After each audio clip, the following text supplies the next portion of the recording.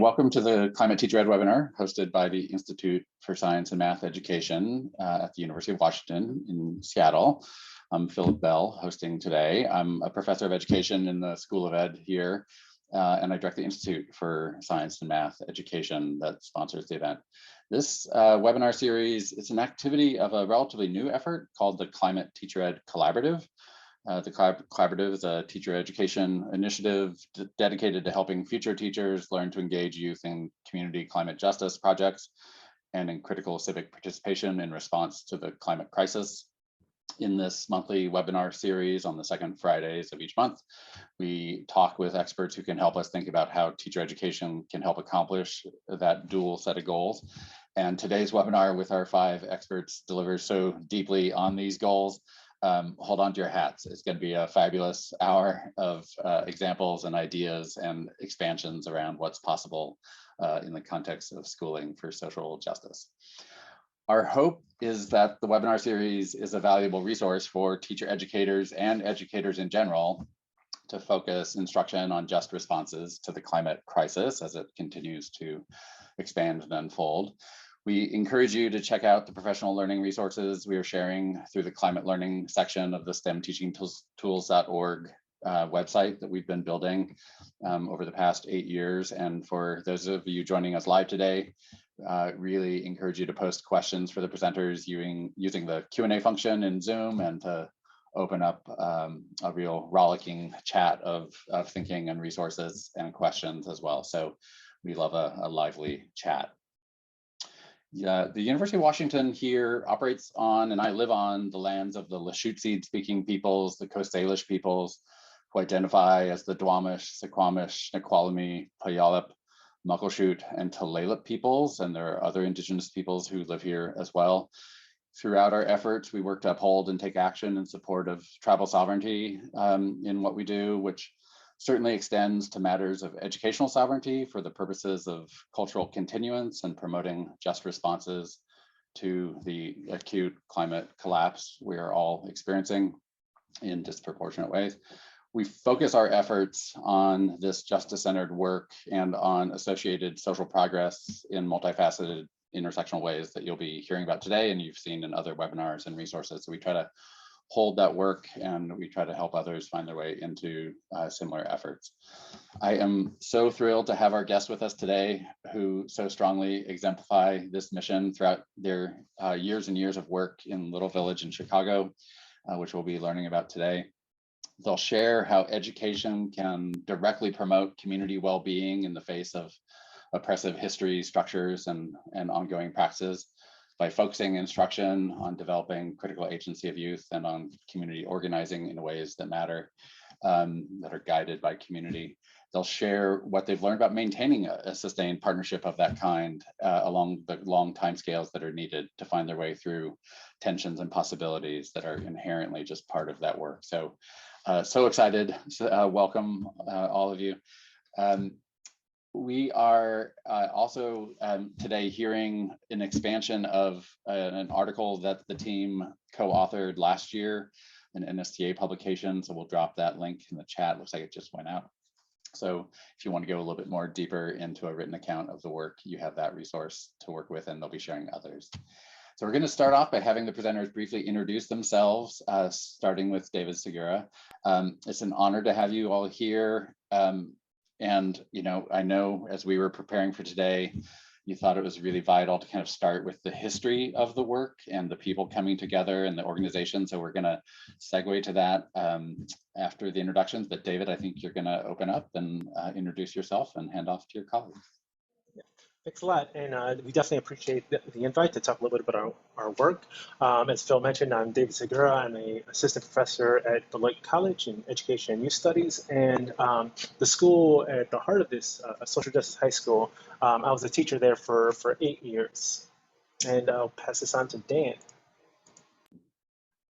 Everybody, I'm Danny Morales-Doyle. I'm an associate professor of science education at the University of Illinois, Chicago.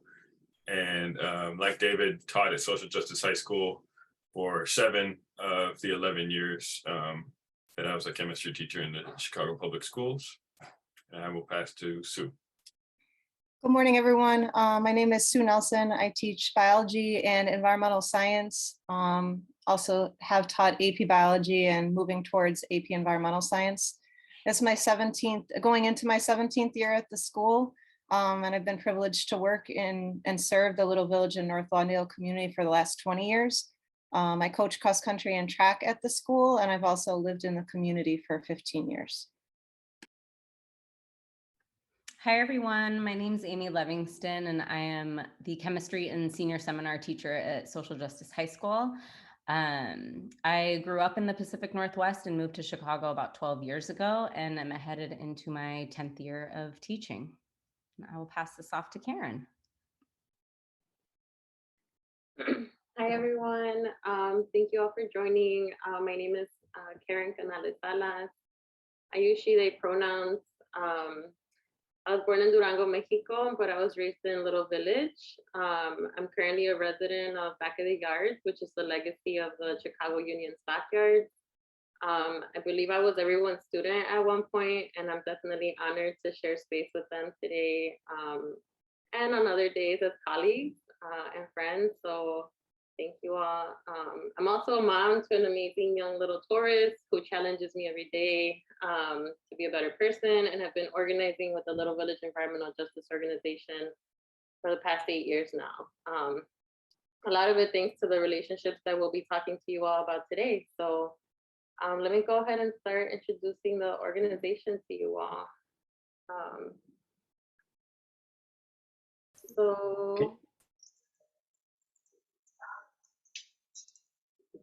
Can you all see that?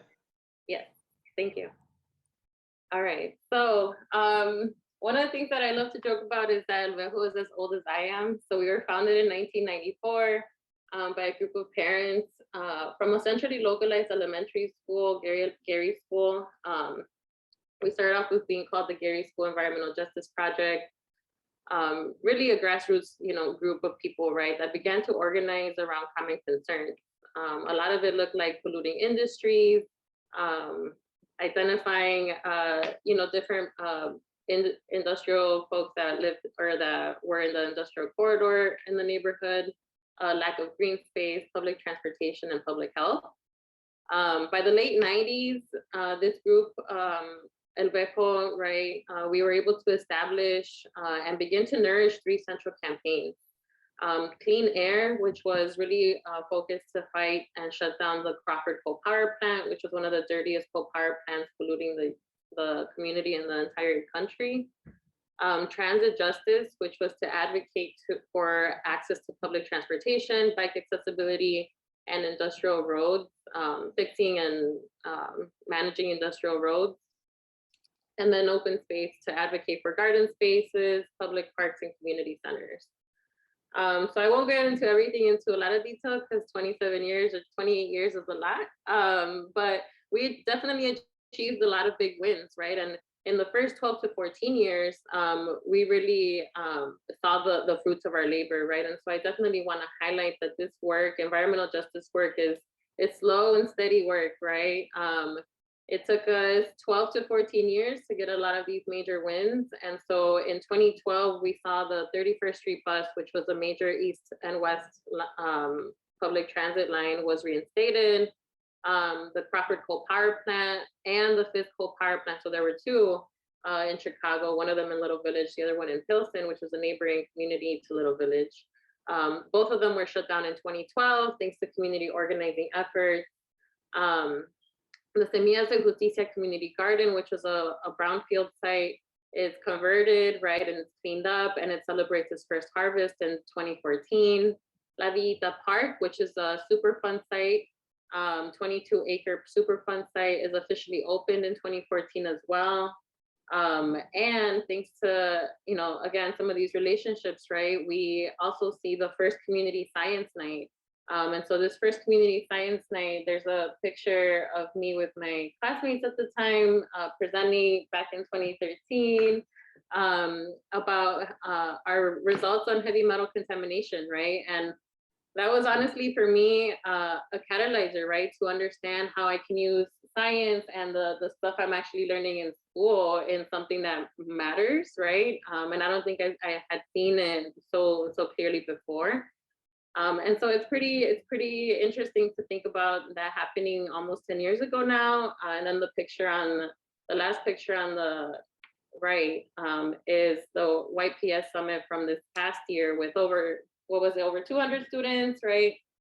9 schools, several schools throughout the Chicagoland area. It wasn't just the city. We had folks from Joliet there, right? And so it was really, really beautiful. But our work has definitely shifted, right? Again, I want to highlight the fact that our work allows us to be creative in how we're able to adapt and be flexible to community concerns. So COVID definitely put a shift in our work, right? We've had to respond through through mutual aid efforts, through food distributions, funds, personal protective equipment, rides, and other resources. We were able to distribute over 4,000 meals to families across the south and southwest sides of the city. Really have grown a lot. As I mentioned, I've only been there for 8 years, and now we have a whole team of folks that are able to do EJ work, right? Partially because we continue to recognize that this work cannot be done only in certain, in certain capacities, right? We need to expand that capacity and that capacity. So we didn't have a policy team before, and now we have a policy team to really help us push for EJ policies. Thankfully now, fortunately, we are the largest environmental justice organization in the Midwest. So we are also the fiscal sponsors to a lot of smaller EJ organizations in the region.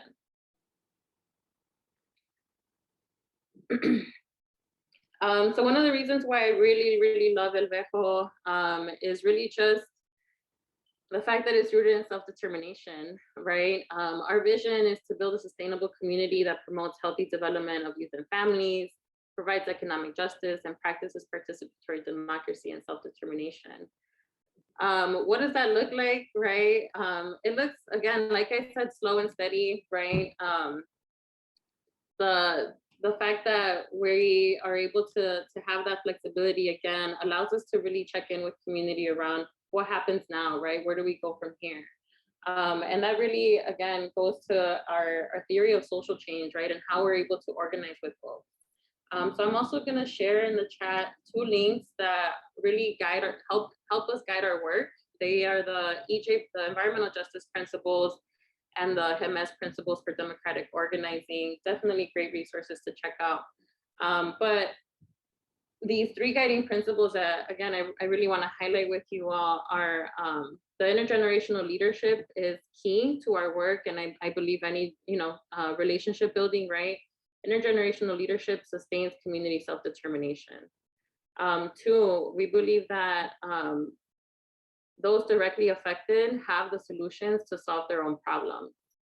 And 3, we believe that we already have existing assets and resources in our community to build upon our solutions and our power, right? Our collective power. And again, what does this look like? It changes, right? It varies. It's adaptable to community and to these things, because that's kind of like how these social issues are, right? And so a lot of the work for us really looks like identifying the root causes to social and systemic issues, right? So we're not necessarily a service providing organization where we're providing services for the effects of these social and systemic issues, right? We're really worried about, or we're really, we really do the work to start from the beginning, right? What is the root problem, and how can we figure out solutions to fix those root problems? We also understand, right, that community schools experience these same systems of oppression at a much more smaller level, at a micro level. And they are a hub for beautiful, beautiful work, right? They have teachers, youth, families, staff, and the land itself, right? The building itself should also be viewed as a community asset and resource. And so again, I really want to highlight the fact that LVEJO, working with young people and families, has really helped us be able to create that sustainable relationship where we're not just working with young people, we're not just working with adults, we're not just working with teachers, but it's really working with everybody all together.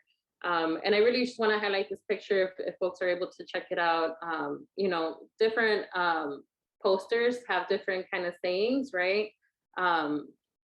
You see folks that are adults, young people, younger children, right? And again, it's not just about going out there and advocating for a new park, but really understanding who's getting paid, right? Where is this money coming from? How are people benefiting from our oppression, right? And so really, again, that's really how LVEJO is centered. And so I'll go ahead and kick it off or send it over to Sue to talk a little bit about the history of the high school. Thank you so much, Karen. So what connected and similar roots LVEJO and our school called Social Justice, or more commonly SOJO, have? Our school itself came out of a community desire for better education in the community and manifested itself as a hunger strike.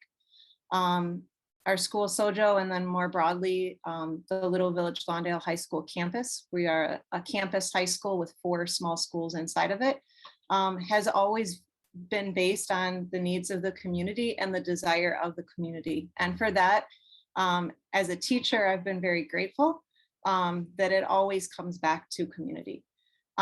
Just to give you a little bit of history as to how a hunger strike was necessary to build a high school. For decades, there had been one high school in the neighborhood. The population back like in the late 90s or in early 2000 was about 90,000 people in the neighborhood. And the school was extremely overcrowded by probably about 1,000 people or 1,000 young people. And so at that time, there was a lot of dissatisfaction with the school in the neighborhood. My husband went to that school in the 90s when they were very much struggling. And then we both started our careers there in 2002. As of about 1998, there had been a promise to build a second high school in the neighborhood. And so at that time, they kept sort of getting told again and again, we're getting to it, we're getting to it. And LASE, or what was LVCDC, Little Village Community Development Corporation, another organization strong organization in the neighborhood, repeatedly would hear when they went canvassing, where is the school that we were promised from neighbors? And then during this time, 2 selective enrollment schools were built in very affluent parts of the city on the north side. And Little Village was repeatedly told again, there's no money left to build your neighborhood high school. And so at that point in 2001, with the support of a number of community organizations, both within North Lawndale and Little Village, 14 community members went on a 19-day hunger strike. And at the end of that 19 days, they still didn't have the complete go ahead to get the school, but they had enough people listening to them at that point for it to happen. Why is this important in the context of what we're talking about?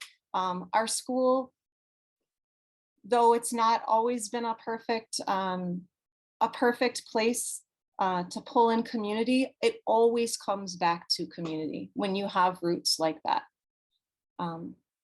Even as time went on, and if you could switch the slide, David, as time went on, after the hunger strike and after they stopped the hunger strike in 2001, there was a design team of hunger strikers and people from the community that met repeatedly month by month by month with the Board of Education to plan out the school.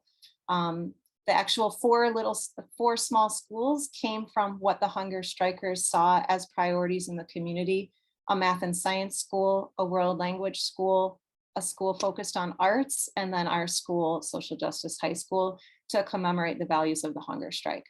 The architect himself said, you can see it here, it says they constantly talked about their struggle and how to sort of bring that into the school so the students knew what transpired to make the building so they would not forget.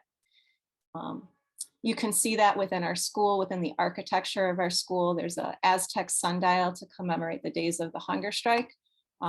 There's little things all over the building, the angles of the windows and the sidewalks, the 14 trees planted in front of the school, to consistently pull us back to community. And so with that, I will turn it back over to Karen. Thank you, Ms. Nelson. That's a lot.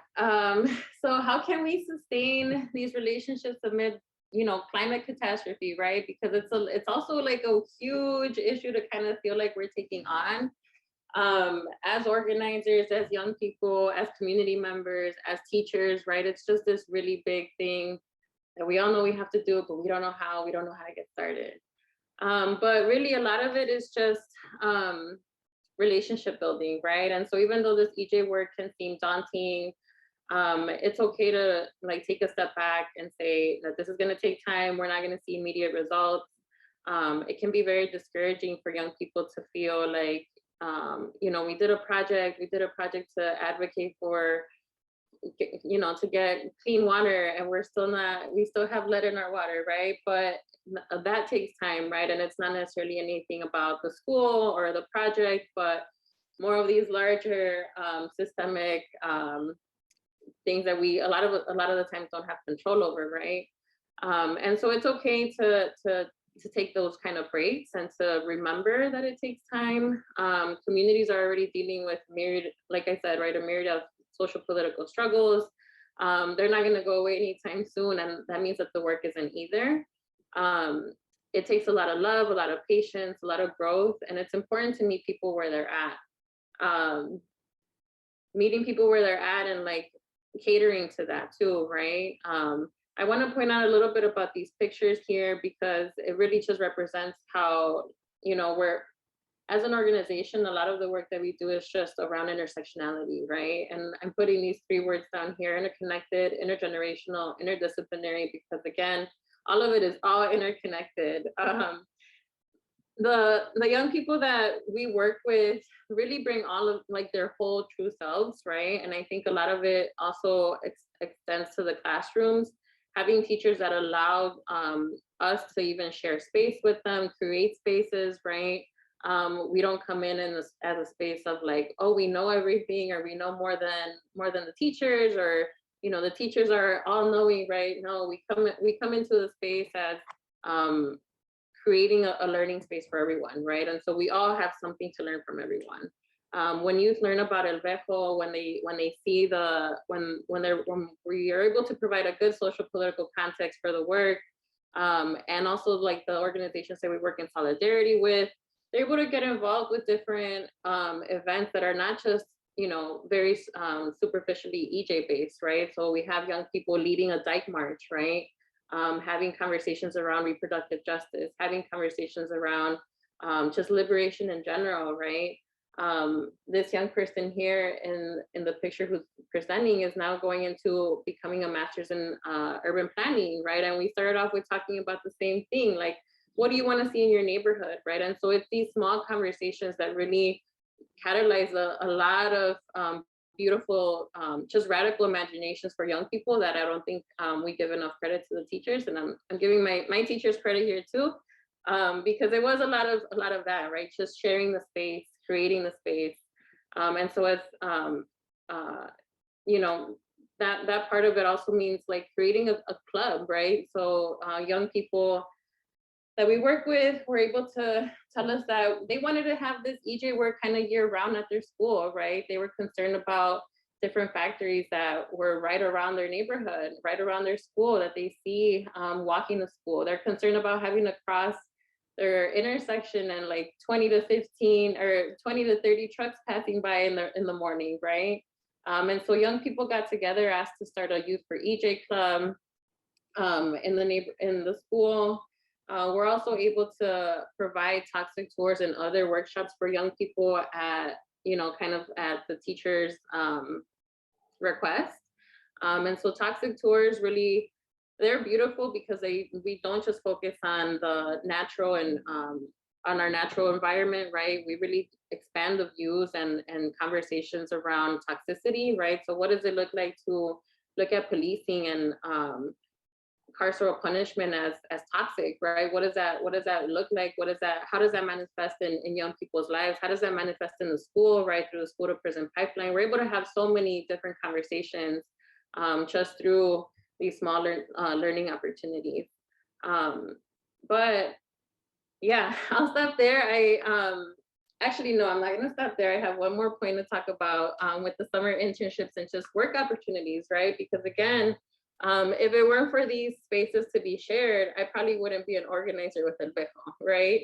The fact that we're able to kind of create these spaces more informally, more organically, and then having young people decide for themselves, is this something that we vibe with, right? Is this something that we care about, that we're passionate about? And again, the climate catastrophe is already daunting, right? We need to figure out ways of working towards solutions in a way that is responsive to us, in a way that is not gonna overwork us, overburden us and our young people, right? Again, really quick highlight to the young people in this picture on the lower left. The 3 young women that are leading the banner are all sisters, all SOJO students and alum now. 2 of them are full-time staff with LVEJO as well, just from their participation with our program. And again, a lot of that really has to do with the amazing teachers that have been able to provide these opportunities for organizers and for young people to just be themselves. I'll stop there. I know that's a lot. I'm gonna pass it over. Karen, Sue, thank you so much for painting such a rich image of the history and the relationships and the work. Just a couple of themes, and then we'll like shift to Danny to open up, I think, some frameworks around the work. I think like what's really striking to me is that idea of radical imagination as response to the catastrophes that are intersecting and of different kinds, and understanding that that comes with like creating places for socio-political learning and awareness and commitments and relationships. And so that's really striking. And then I was also really struck by the centering and recentering and returning to community, because I think in discussions of public education, we often map accountability to institutionalized structures and federal and state and district things and systems. But like, you know, I've often thought like, well, what would it look like to radically reorganize to be accountable to communities being served, especially those disproportionately impacted through histories of oppressive, you know, structures and policies. So like, you're pulling into focus such a clear image of that otherwise. I just wanted to kind of name that. And with that, I think we're going to turn over to Danny, who's going to open up some frameworks that you've been developing and refining and navigating in the work. Back to you, Danny. Thanks, Phil, and thank you for those highlights. That's definitely, I mean, speaking as a former teacher at SOJO, that's definitely the accountability you feel in that space as a teacher. You feel the accountability to the community, to its history, to the parents, to the young people, and to all the intergenerational interconnectedness that Karen talked about. And so we want to emphasize that our collaborations are based on expansive views of climate justice and of science teaching. So we know over the last decade, reforms in science teaching and science education research, connected and symbolized probably most by the NGSS, have facilitated a shift from organizing instruction around concepts to organizing it around phenomena. And then what used to be sort of loosely defined inquiry-based education has been replaced by these 3 strands that all of us science educators are familiar with: science and engineering practices, disciplinary core ideas, and the cross-cutting concepts. And so, you know, I think as science educators, we believe these are moves in the right direction for science teaching, but we also think that their impact is really limited when the phenomena that we start with are inadequately contextualized. And so there's been a lot of good work to encourage teachers to select phenomena that are relevant to students' lives and even to take up issues of justice and equity in phenomena. But even beyond contextualizing the phenomena themselves, we believe there's a responsibility to put the entire scientific enterprise in context.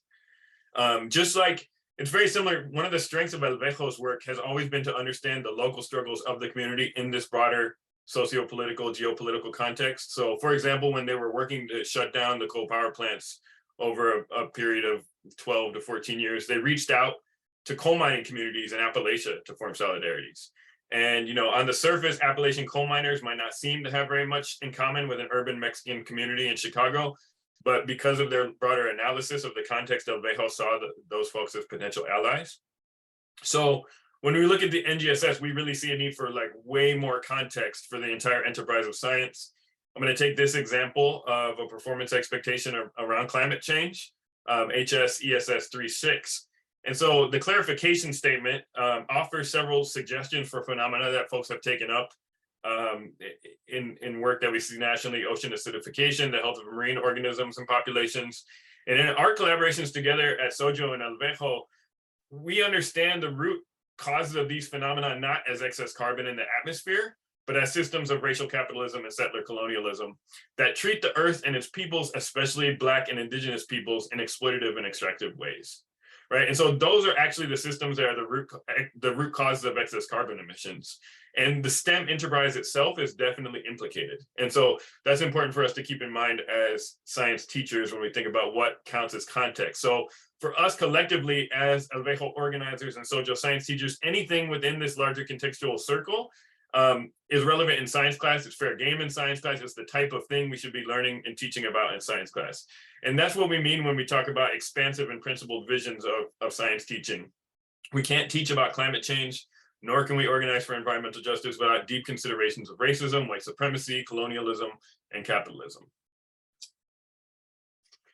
And so Sue, I think it was, mentioned the design process, the community-based design process that followed the hunger strike, and included lots of really smart people, lots of community-based people. Two of the people involved, David Stovall and Rico Gutstein, were eventually also part-time teachers with us at the school. And one of Rico's contributions early on in the school was this framework around the 3 C's of knowledge. And basically the framework reminds us that our curriculum should reflect other forms of knowledge beyond what's encoded in the standards documents in the textbooks. And so in this framework, the canonical science knowledge that's described by the standard falls into this category of classical knowledge. And that's typically the only form of knowledge valued by schools. Our curriculum, of course, also includes critical knowledge. For example, that understanding of the role of racial capitalism and settler colonialism in creating the climate catastrophe. That's an example of critical knowledge. And then perhaps most importantly, we want our curriculum to reflect and uplift community knowledge, which are those understandings held by community members outside of formal school spaces.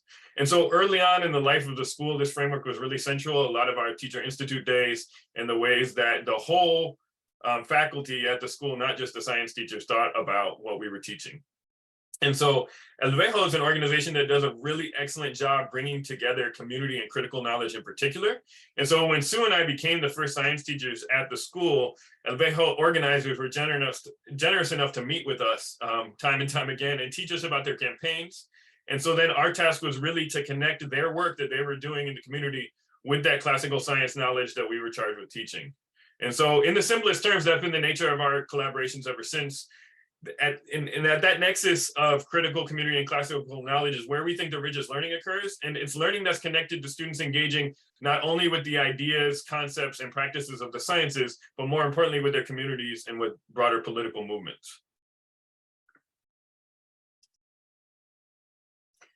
And so one of the ways that we've been consistently to sort of aim for that nexus has been with an approach that we call youth participatory science that I've written about with another daughter of Little Village, Alejandra Frausto Aceves.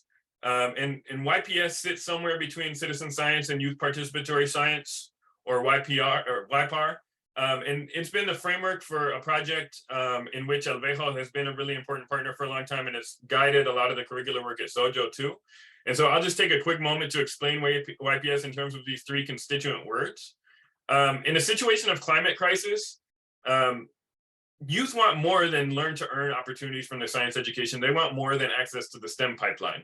And so YPS is a way of acknowledging that young people have unique contributions and leadership in struggles for climate justice. And we use the word participatory because we find the word citizen problematic in a context where a lot of our students and our community members are undocumented, but also typically the way citizen science is done, it positions non-scientists as data collectors for a team of scientists. It's a good start for engaging the public more with the scientific enterprise, but with YPS, we really want to position youth as transformative intellectuals who are capable of participating in scientific studies from the beginning to the end, from design through dissemination, and then asking the next round of questions too. So finally, we emphasize science as opposed to just calling this YPAR because we believe there is particular insight and also, of course, associated oversights provided by the so-called natural sciences.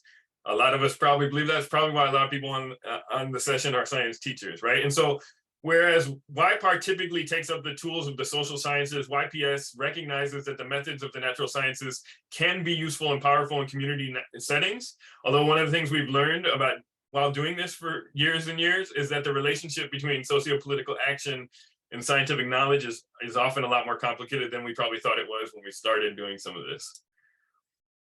So at this point, you're probably sick of all the abstraction and theory that I just went on about. Or if you want more, there's plenty more to read. And you're probably though ready right now to hear about more concrete examples. And so my colleagues are going to share some of those. Over this period of 16 years of collaboration that we're talking about, projects have taken a lot of different shapes. Some of those take a long time and lots of experience and trust together to develop. So we want to provide you with sort of multiple entry points, multiple ways of thinking about and getting the work started, because you can't just jump in as if you've been working together for 16 years when you're starting something new. So we're going to try to do that by first sharing projects that really blur the lines between community and classroom. And these are the type of projects that are probably most difficult to dive into right away. They're the ones that take a lot of time to get into. So we also have some examples that extend not as much out into the community, but definitely at least across multiple classes within the school. So interdisciplinary projects where we as science teachers can work with colleagues in history or music or Spanish or art. And then finally, we want to give you some examples that are contained within a single class, but have a way of bringing community concerns into the science curriculum. It's amazing. So just to like segue a little bit before the examples come, there's a little bit of chatter in the chat, and I know people are responding to the frameworks that you're sharing like I am, which is like, how do we get those to spread and travel and nuance into new contexts? So I just kind of wanted to name that, like trying to think about, yes, classical knowledge of science is useful as a starting point and in particular ways, but it's also a limitation in other ways, and we need to expand in critical knowledge, expand and stay centered on community knowledge. So just wanted to kind of like resonate off the frameworks because I think maybe people have follow-on questions for those. So I encourage people to pose those questions in Q&A. And without further ado, Amy and Sue, like you're going to open up examples. So I'm going to turn the microphone back to you because I know people want to know what this looks like, and you have so much to share. So back to you. Thanks, Phil. Hi, everyone. So as Dan kind of spoke to, there are several different entry points into how you can engage in this type of learning with students.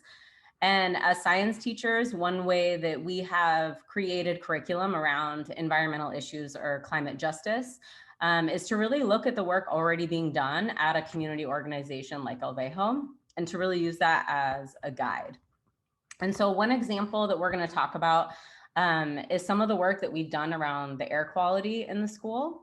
So these units and projects were heavily inspired and built upon the No Diesel LV campaign that's part of the Clean Air campaign that LVEJO had already been working on around air quality and particulate matter in the neighborhood. And so just for a little context, as we talk about these projects, Chicago as a city overall has really poor air quality, which is heavily tied into climate justice because the burning of fossil fuels for the production and distribution of goods is a large contributor to the poor air quality in the city. But the problem is really compounded in Little Village as it's zoned as an industrial corridor. And in fact, the school itself is built within the boundaries of that industrial corridor. And so as you can see on this map of Chicago, the more red the area, the higher the burden of air pollution is on that community. And if you follow the little green arrow, Little Village sits in a deeply red zone where that marker is. And so for us as science teachers, we know that air quality is a big issue in Little Village, but what we're really able to see as science teachers was how LVEJO was approaching the issue, what science they were doing and what they thought was valuable. And these were really important things that guided how we decided to build out some curriculum and what we did in our classrooms. And so we started with a project in a senior honors research class where we began to investigate polluters in the neighborhood and started looking at pollution maps, focusing on volatile organic compounds, particulate matter, and the health impacts of residents. And a lot of that information and knowledge had already been produced by LVEJO. And so this evolved into units in a biology class, focusing on the impacts of air quality on the lungs, the heart, and the brain. In a chemistry class, focusing on analyzing the instruments used to collect air quality data and the behavior of gas particles themselves. And just as a first year teacher, or even as a more tenured teacher, this approach of building curriculum from community organization campaigns can often be a helpful entry point, but it can also really help in what Karen talked a lot about, in understanding those connections between the science you want to teach and the larger socio-political context of a community, while also valuing how that community wants to address the issue and what those needs actually are. Next slide, David. And so eventually these projects turned into students designing and carrying out studies that were still aligned to the work LVEJO was doing. And so a few of those studies appear in these pictures below. One study, students designed and measured the concentrations of VOCs inside and outside of the building using this instrument, this orange instrument called the Focheck Tiger. In the next photo, they participated in a truck counting analysis at the intersection outside of the school as a way to gather data around high levels of particulate matter from diesel trucks. And this was something I actually mimicked from LVEJO and did with my chemistry class that they had previously done with students at another school. And then this past year, some students presented some of their findings and demands at a student science conference at UIC. As you can see on the bottom of this poster, some of their demands included changing designated truck routes, capping the amount of industry allowed into the neighborhood, changing the zoning in the neighborhood, and then further demanding more funding for healthcare and more investment in air quality studies. And so a lot of these student demands were inspired by demands that LVEJO had previously made. So for me as a teacher, I saw how important it was not only to teach the science that could contribute and support the work of these campaigns, but also to make sure I was including all of the efforts, the successes, and the goals of community organizations into the classroom. And as Karen spoke to, giving organizers space to come in and work directly with youth. And so Sue's going to elaborate. I'm going to hand it over to Sue a little bit more on what some of this air quality work has looked like. Thank you, Amy. So I'm going to talk just a little bit more about what Amy mentioned in terms of using campaigns that LVEJO has put together, and then shifting them a little bit based on student voice and interest at the school. Though Dan and I initially met with LVEJO in those first years to talk about the current campaigns, and even as changes were made to those campaigns, as campaigns were won or transitioned, the work we did around this specific air quality campaign was a little bit different because it was based on a specific factory, not the coal power plant or not particulate matter based on diesel transportation. It was very specific to our school. And it highlights some of what Karen talked about in terms of the flexibility that LVEJO has had over the years to shift their campaigns or to listen to things that are happening in the community as they pop off, right? So just to give you a little bit of context, the school is located in an industrial corridor, like Amy mentioned. And the reason for that, if you're wondering, is because there was no more room in the very densely populated Little Village area to build the new high school when it was built. It was built on contaminated ground. They did a lot of remediation before the school was actually constructed. But you can see here in the map, Little Village Lawndale High School is the little red bubble. And then you can see directly across the street a factory called B-Way Corporation. It's a corporation that paints buckets, like big industrial buckets. It's now called Mauser Packaging Solutions, so it's since changed its name, but it was BWay at the time. They release a ton of volatile organic compounds and create sort of a microclimate around the school, if you can use that word. The volatile organic compounds act as greenhouse gases and contribute to climate change. They also cause a host of symptoms with people that are directly around them. Eye, nose, and throat issues. They cause nausea, headaches, can cause kidney problems, central nervous system damage, and sometimes cancer. So this became an issue to me. Like I mentioned, I'm a cross country and track coach. I have been coaching at that school for 16 years. And we generally run west of the school because it's being in such an urban area, we always run to where there's the least traffic and the least amount of, I guess, dangers to kids, right? You just want to run where it's calm. And so we run west, which takes us directly past the BWay Corporation. In the beginning years of the school, we had often smelled this factory. We would often comment on it in the building. Kids would comment on it. You could smell it both inside and outside the building, what people refer to sort of as a smell of burning plastic. But at a certain point probably around 2009, 2010, the kids started talking a lot about how their throats were burning. They had severe headaches when they were running.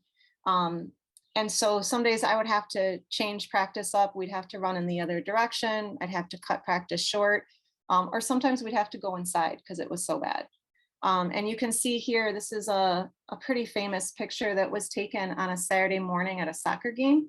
The factory is the building that you can see, and the students that you can see in front are the freshman soccer team.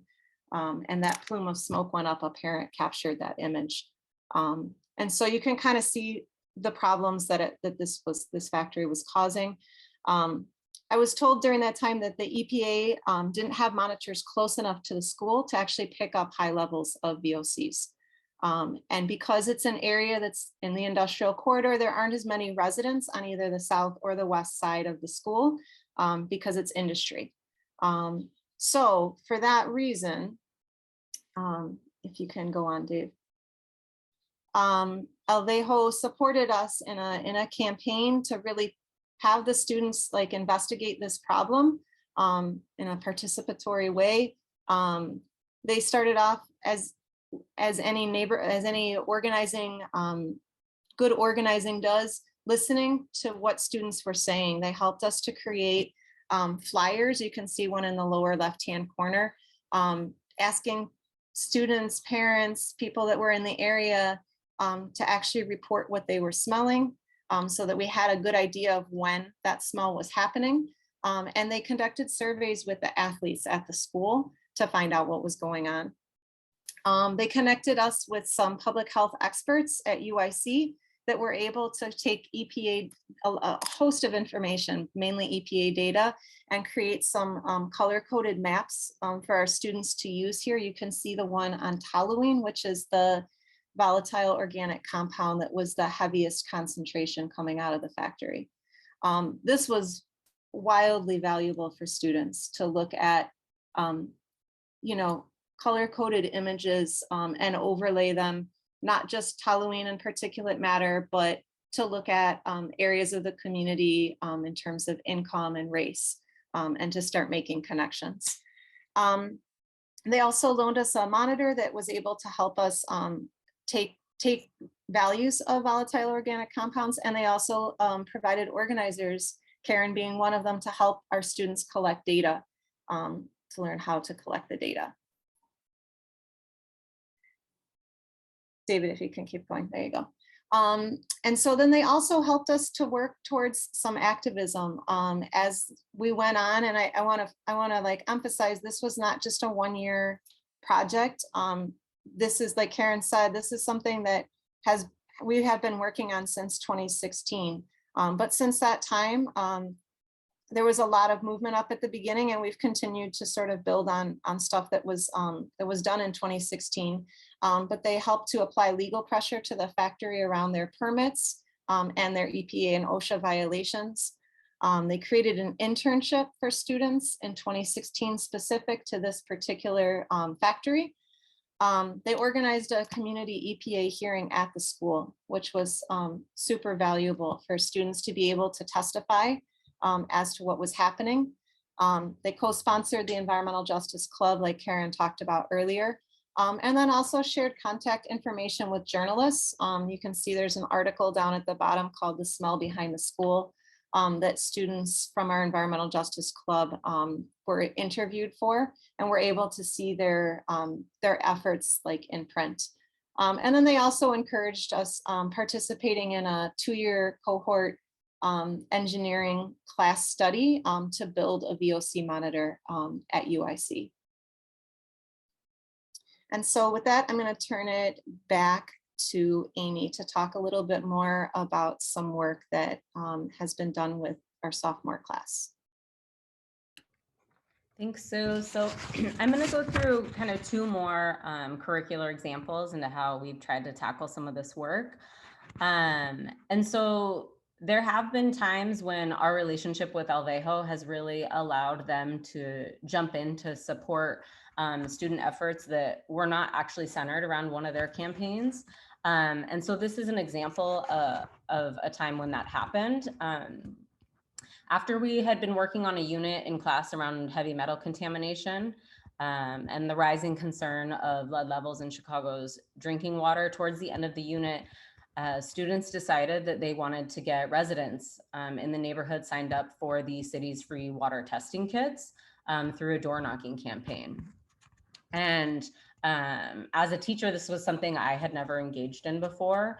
And so in order for me to work with youth to do something like that, I needed a lot of support.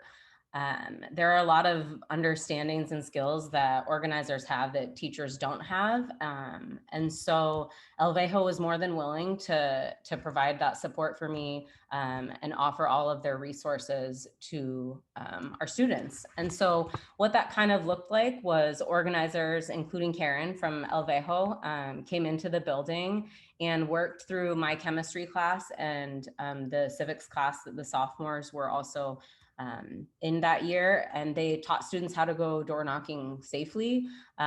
They set up and implemented the door knocking plan with students. They helped them create the flyers and printed them for them. They came to the building, took students on the actual door knocking experience as chaperones. And then after, this picture at the bottom is when they were leading the sophomores in a reflection on that experience. And throughout this entire experience, the organizers at LVEJO really also stayed committed to making sure they were advocating for the needs of the community that would be on the receiving end of this campaign. And so what this really allowed me to do as a teacher was to focus on the instruction I needed to implement, getting all the administrative work done, and opening up my classroom to organizers so that they could come in and lead this work with youth. Go ahead and next. Thanks. And then the last curricular example I'm going to talk about is what we call the sophomore capstone project. So I'm going to transition a little bit from some of the examples we've given and discuss this approach as an entrance point to learning about climate justice.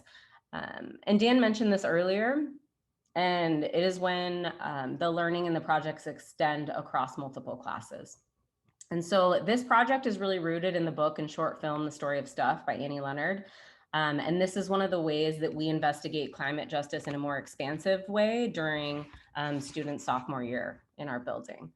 And so for this project, students pick a product they feel like they cannot live without. So this could be Oreos, it could be hot Cheetos, it could be nail polish, it could be a basketball or art supplies.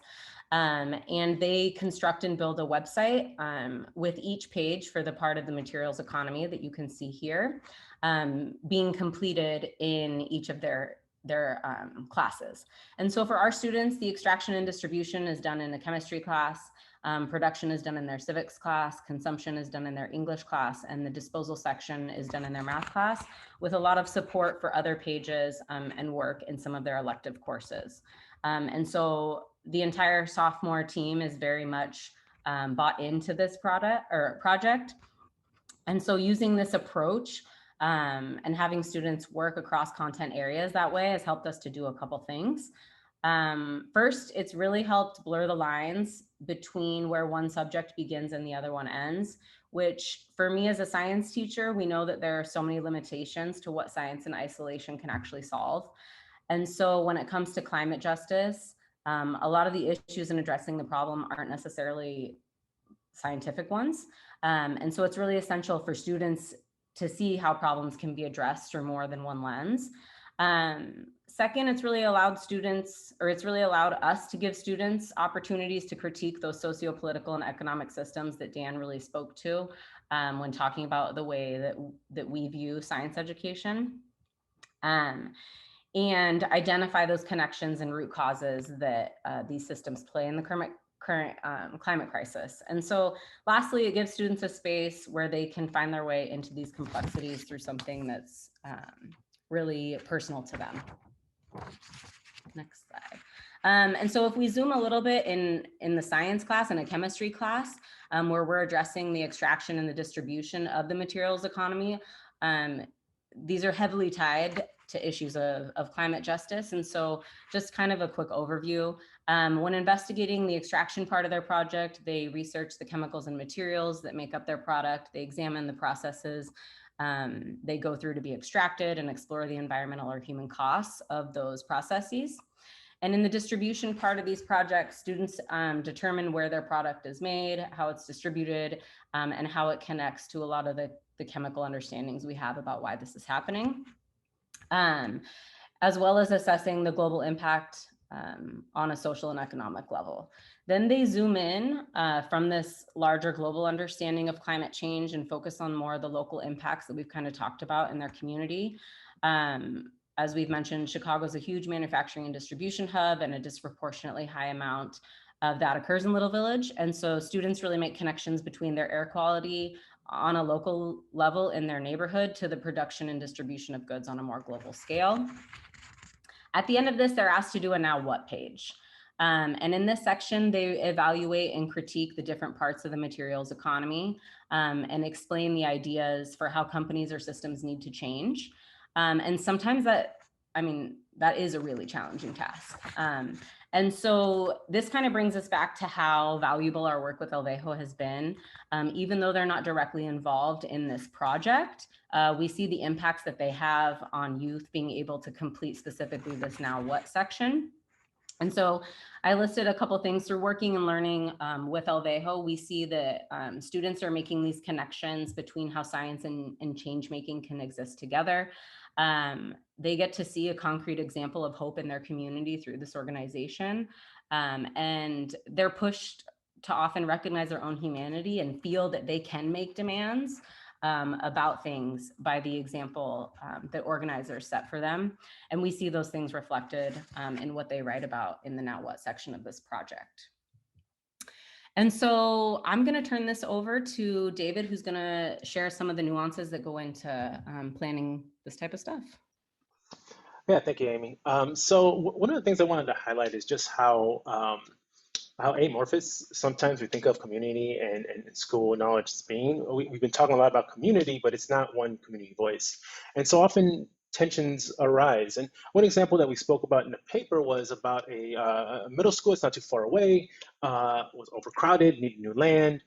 Private business was more than happy to give it until complaints came. And how do you handle that as a resident, as a community member, as a member of that school, is a very difficult task, because it raises questions of who benefits, who suffers, who's bearing larger issues of suffering, and draws a lot of parallels to how we think of externalizing direct costs. Back to how LVEJO was linking with coal miners, who are also suffering very much from coal mining, just like the residents of Little Village and Pilsen who breathe in air. And it's those kind of tensions that we really like to highlight for students, even if it means being unsure about how to engage in this kind of work as a teacher. And so one of the things I wanted to also bring us to was this idea of how do teachers navigate that? And really it comes down to this flexibility that you've heard from many of the other presenters, that teachers have to be really open to having this expansive role as a teacher of being, I'm going to support students, and what does that, and community members, what does that look like is going to vary from day to day, from campaign to campaign, as again experience and as campaigns grow and shift and flow. The other thing is being in a restricted environment. Sometimes district mandates or school mandates really restrict what teachers are able to do. I always kind of cringe when administrators talk about letting outsiders into the building when talking about community members, because again, they're not outsiders, they're members of this larger community.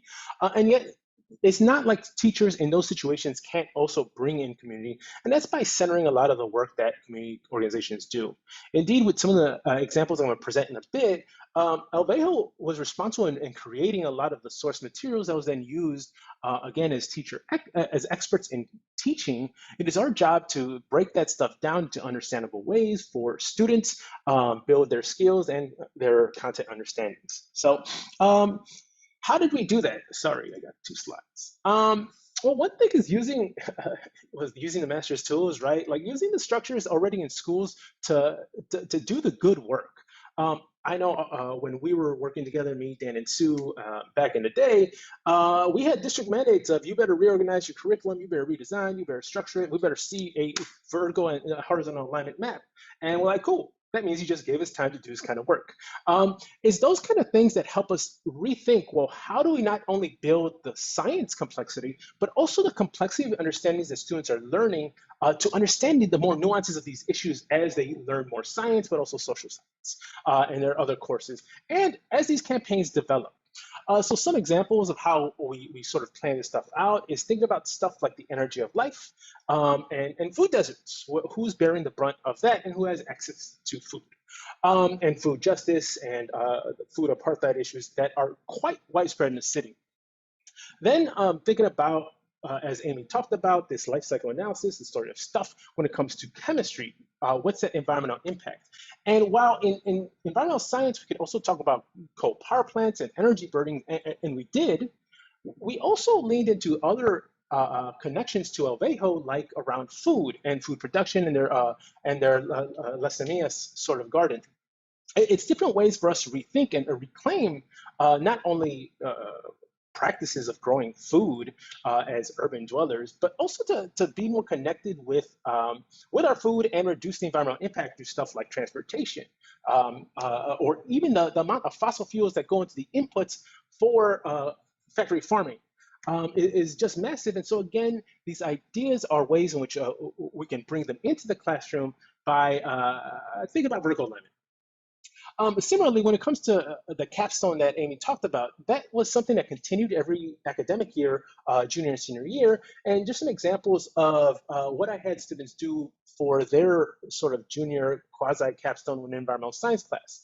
And that was really recentering community, either through as a site of study and gaining knowledge about lead in soil, phosphate levels, and nutrient levels in the river that are changed because of thermal pollution from the coal power plant. That this becomes gathering of evidence to use to advocate for change.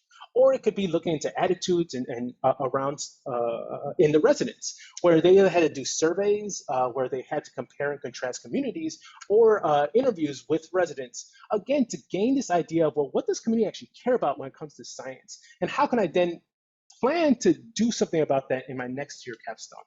But kids could also take action. And one of those that really struck out to me is a student who was concerned with mental health, looked into it, and then wanted her action to be a presentation to K-6 students about how about the connections between mental health, like depression, and air quality.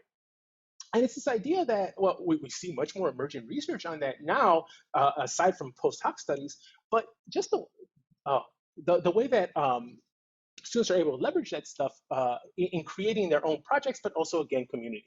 Still, popular culture can also be used. Examples like Tree Hugger is one of my favorite websites. They have a lot of popular culture connections in their daily posts, for example, 4th of July and the environmental impact of fireworks.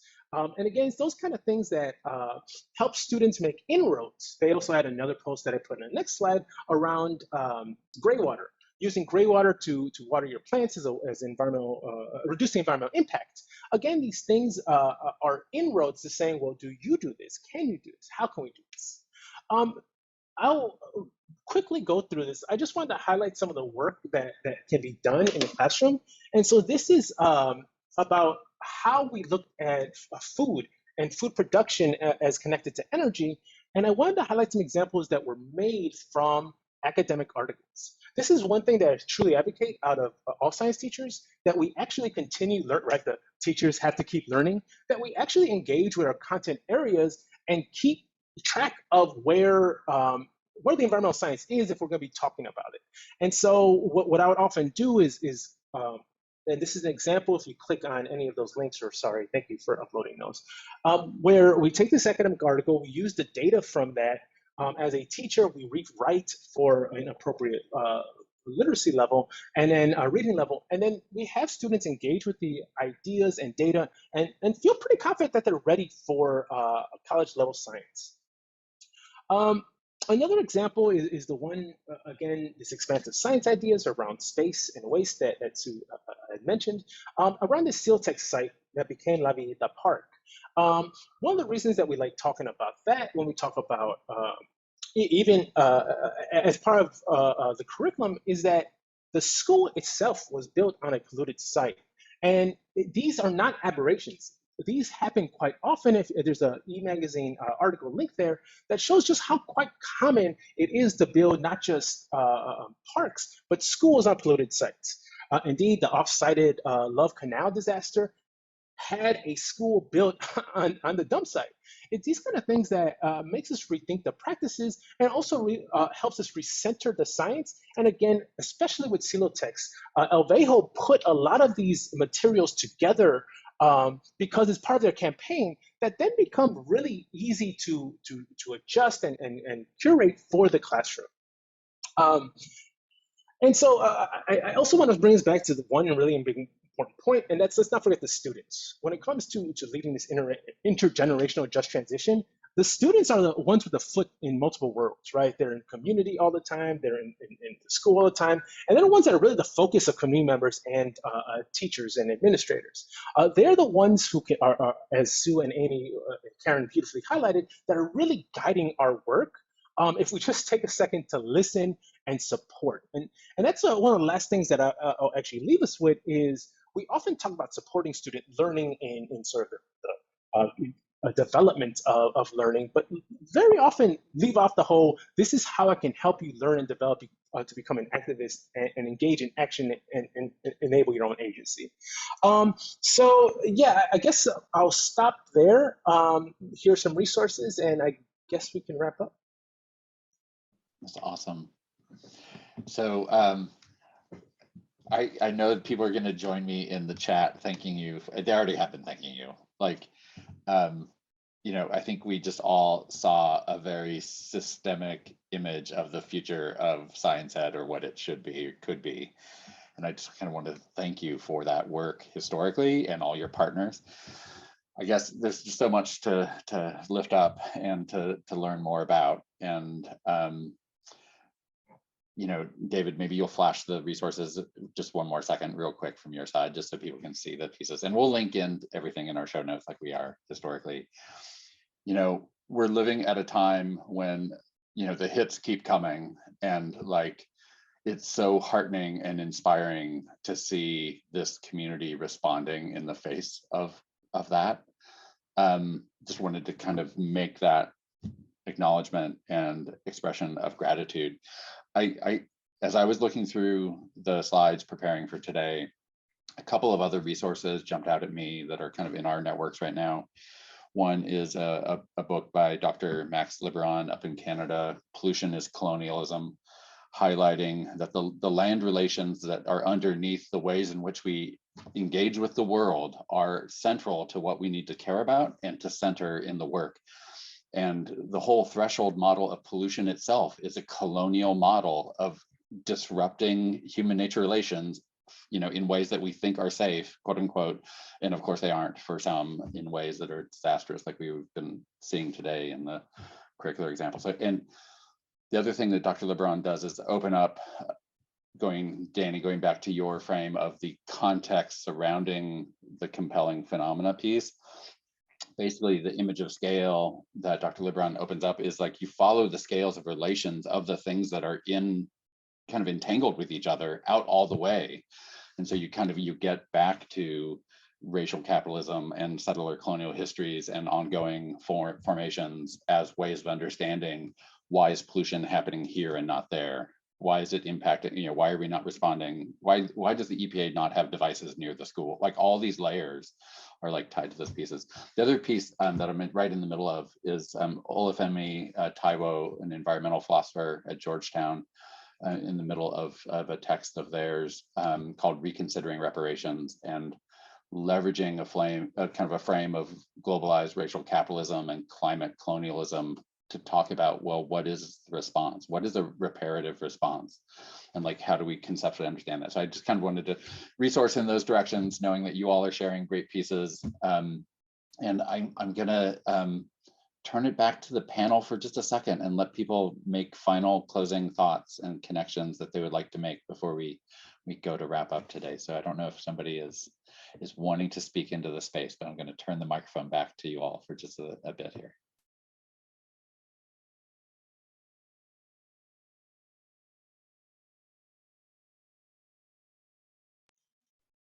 I'll say really quickly that, again, I just really want to emphasize that the reason why I'm even an organizer with LVEJO is because of those relationships, right? And those spaces created. So definitely want to thank the educators in the room, like the panelists, but also the educators on that are, watching us and giving us your time and attention. So thank you, everybody.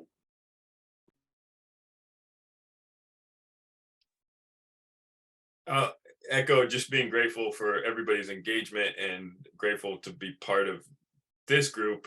We tried to communicate these relationships go back a long way. Some of the history that was mentioned, goes back to when I was in high school. I have a gray beard now, so the sustained character of the work is what we find most important. These are the relationships that define not only our work but our lives. And so just grateful to be connected to the other folks here.